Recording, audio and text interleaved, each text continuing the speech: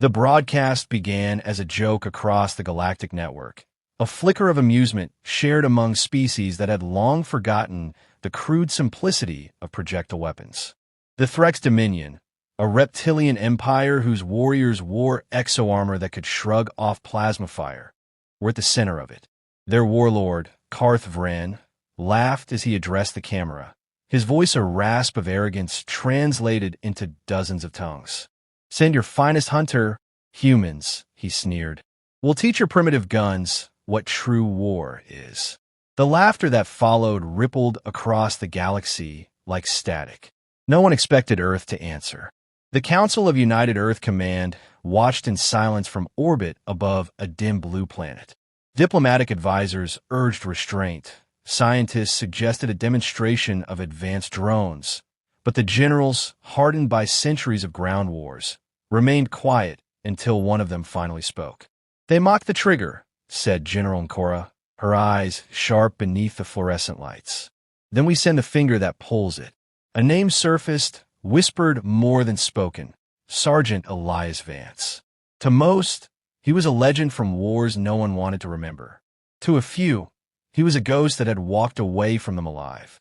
When they found him, he was living in the ruins of an abandoned training complex in Alaska, surrounded by silence and snow. He had not worn a uniform in 6 years. His rifle, wrapped in cloth and oil, rested beside a small campfire like an old friend. When the officials arrived, Vance didn't salute.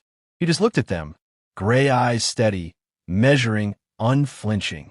"You're sending me," he said flatly, not as a question, but as a truth he already understood. The mission brief was simple in words, impossible in implication.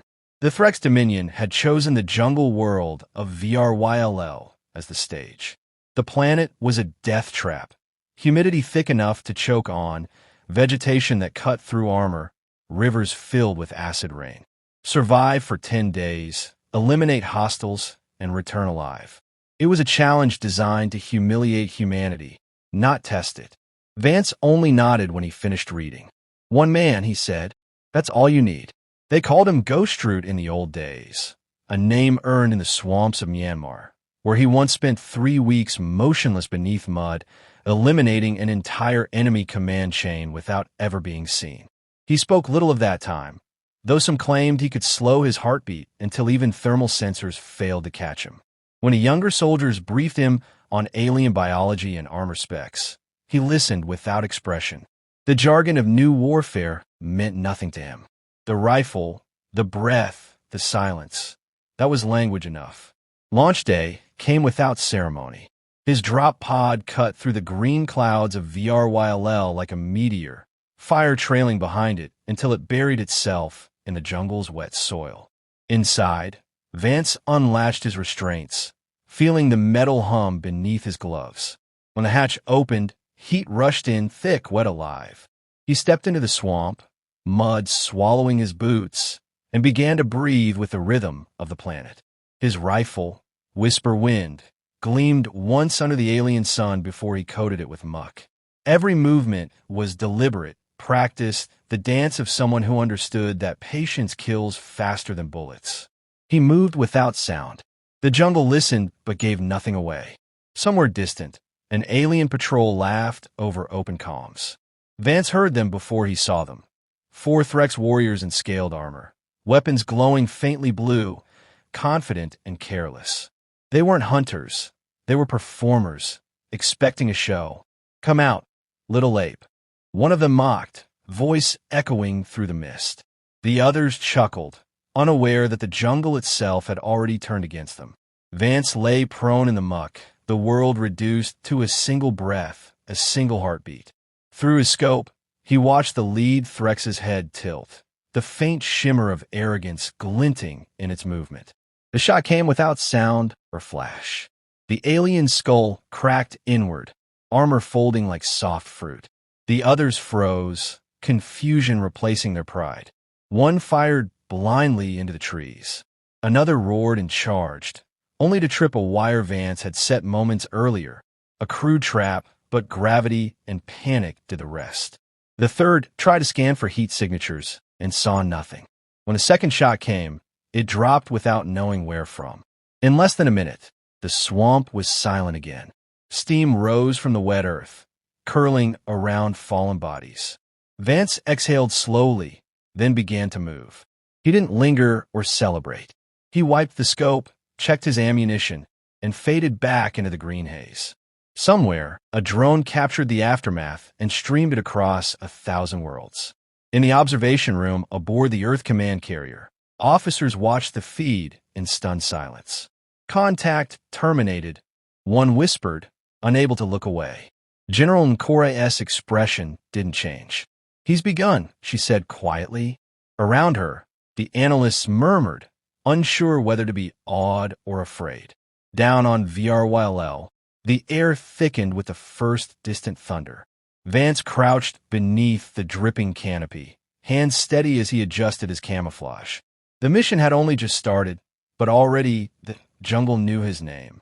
For the first time in a long while, he allowed himself a thin smile, something between memory and menace.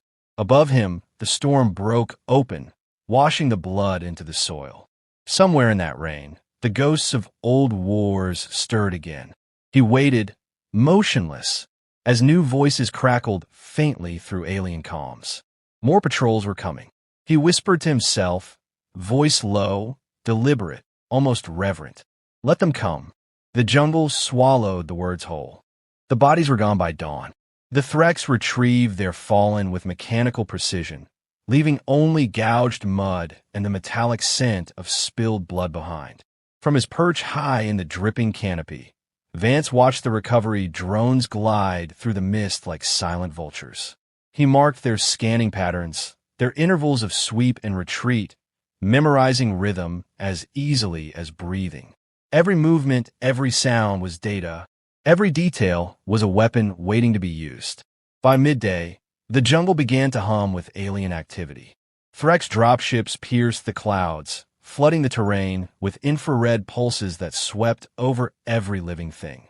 Vance pressed himself deeper into the roots of a massive tree, his body slick with a paste of soil and chlorophyll. His thermal signature vanished beneath the jungle's heat. Through the faint static of his comm link, a burst of alien chatter broke through, urgent, guttural, furious. They had named him the Phantom of Earth. Even through the distortion, he could hear the tremor of fear threaded into their orders. He moved after sunset, when the alien light patterns disoriented the nocturnal insects and the jungle turned chaotic with motion. His steps were weightless, his breath shallow, his rifle an extension of his will. Ahead, faint blue glows shimmered through the leaves. 5 Threx trackers, equipped with heat visors and drones that pulsed like fireflies. They advanced in a wedge formation, careful but uncertain, following footprints that weren't there. Vance crawled beneath them, silent as the tide, and set his first trap, a loop of fine monofilament strung between 2 roots. When a lead tracker brushed it, his armor's leg servos locked, freezing him in place. The others turned, confused, just as Vance rose from the mud behind them. 3 suppressed shots later, the clearing fell still. The last alien, trembling, tried to radio a warning, but Vance had already melted back into shadow. The jungle seemed to breathe differently after that. He began to use it as an accomplice. When acid rain fell, he angled fragments of alien armor to redirect it, corroding their sensors. He used the phosphorescent moss to mark paths that led to traps, paths he could follow in reverse while his pursuers were blinded by glare. The world became a chessboard, every vine and puddle a piece in his design. To him, war was never chaos. It was order disguised as madness. Back aboard the Threx command vessel orbiting Vryll, Karth Vryn watched the live feed transmissions through narrowed eyes. His warriors were dying faster than data could update. He saw only glimpses of their killer, a flicker of motion, a shape where none should be, a shot that came from nowhere. "Primitive," one of his lieutenants murmured, trying to reassure him. Karth's tail lashed once across the floor. "Primitive doesn't terrify an army," he hissed. "Find him." On the ground, the Threx began deploying their hunters, massive soldiers enhanced with psychic trackers and drones that sang with sonar pulses. The sound rippled through the canopy, a high-frequency hum that made even the insects flee. Vance crouched low, feeling the vibration travel through the mud into his bones. They were adapting. So would he. He set up false signatures using the corpses of alien scouts, burying heat sticks within them so sensors would read them as living targets. When the hunters closed in, they unleashed plasma volleys on their own dead. Confusion spread like wildfire through the comm channels, their voices breaking under the weight of unseen fear. For the first time since he'd arrived, Vance spoke into his comm. His tone was calm, steady, a whisper of steel. "You wanted a show," he said. "Keep watching." Then he cut the channel. Hours bled together. The jungle became a graveyard of armor and steam. He rationed his shots, never more than one per encounter, each placed with surgical intent. He began carving small tally marks into the damp bark of a fallen tree, each one a life taken, each one a warning. When he reached 12, he stopped counting. Numbers no longer mattered. Survival did. The alien response grew desperate. They launched illumination flares that burned for hours, turning the jungle into a surreal battlefield of gold light and shadow. Vance adapted again, smearing reflective mud across his armor and scope to blend into the glow. He used their own light to strike back. One shot took out a drone mid-flight. The falling wreckage drew a squad's attention long enough for him to slip behind them. Another shot shattered the breathing apparatus of a Threx commander, silencing their orders with a gurgling hiss. Each encounter etched deeper lines into his face, though he rarely allowed himself to feel them. In those silent hours between hunts, when rain drummed against his helmet and the jungle's song quieted, he thought of Earth. Not the generals or the war, but the sound of wind against pine trees, the soft hum of a rifle being cleaned by firelight. He had never wanted this mission to be about vengeance or pride. To him, it was proof. Proof that human instinct, sharpened by centuries of survival, could not be mocked by those who thought war was spectacle. When dawn came again, the air was thick with smoke. The Threx had started burning sections of the jungle, trying to flush him out. The flames illuminated the twisted roots and bones of trees centuries old. Vance moved through the inferno, low and deliberate, each step calculated between bursts of falling ash. Through the haze, he saw something new, a figure towering above the others, plated in dark armor that pulsed with light. Vryll had arrived. The warlord's voice broke through the comms, amplified and venomous. "You've earned my attention, human," he said. "Now you'll earn your death." Vance crouched, watching him through the crosshairs. For the first time, he felt something he hadn't since landing, a flicker of challenge, not from arrogance, but recognition. The kind of respect that predators share before the kill. He adjusted his scope, slow and patient, and whispered to the rifle as though to an old friend. "Guess it's just you and me now." He didn't pull the trigger. Not yet. The jungle was still watching, and the duel deserved silence. Above, thunder rolled across Vryll's swollen sky, echoing the promise of what was coming next. The storm arrived with the force of judgment, tearing through the canopy in sheets of water that hissed against burning leaves. Lightning fractured the sky, each flash revealing the jagged outlines of shattered trees and scorched armor. Vance moved through the deluge like a shadow of intent, every step deliberate, every breath controlled. He had waited days for this, the chaos that leveled every advantage and stripped war down to its simplest truth: the one who endures wins. Ahead, Vryll's armor gleamed faintly through the mist, a moving constellation of blue light amid the ruin. The Threx warlord advanced with the slow patience of a beast that knew its prey had nowhere left to run. Vance crouched low, hands steady on Whisperwind's stock, eyes narrowing as raindrops streaked across the lens. His wound from the last encounter throbbed under his armor, a hot pulse that reminded him he was still human, still breakable. He ignored it. Pain was noise, and noise got you killed. He shifted slightly, aligning the rifle's barrel through a gap in the vines. Stopped, turning his head as if scenting the air. You hide well, the alien called out, voice distorted by static and rain. But the jungle burns. Your ghosts burn with it. Vance said nothing. He let the silence answer for him. The rain thickened, drowning sound and sight alike. And for a moment, both hunters were just silhouettes locked and waiting. Karth moved first, his plasma rifle cutting arcs of light through the storm, carving trenches into the mud where Vance had been seconds before. The sniper slid behind a fallen trunk, mud spraying around him as heat seared the air.